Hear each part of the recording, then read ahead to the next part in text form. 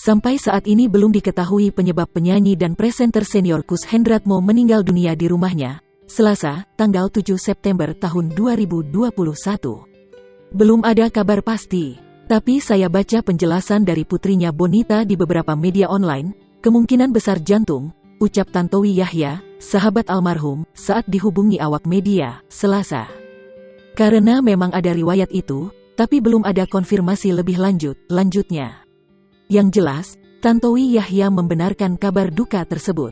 Betul, Kus Hendratmo meninggal, kata Tantowi Yahya saat dihubungi awak media.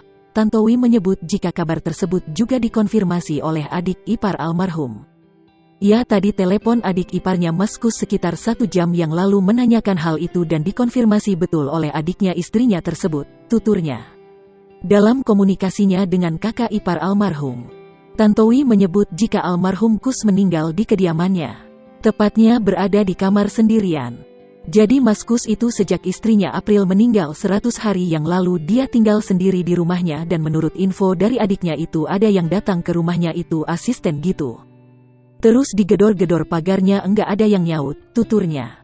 Kemudian ditelepon juga enggak ada yang angkat. Nah akhirnya dibuka paksa rumahnya. Terus pas dilihat ke kamarnya Mas Kus udah enggak ada, lanjutnya.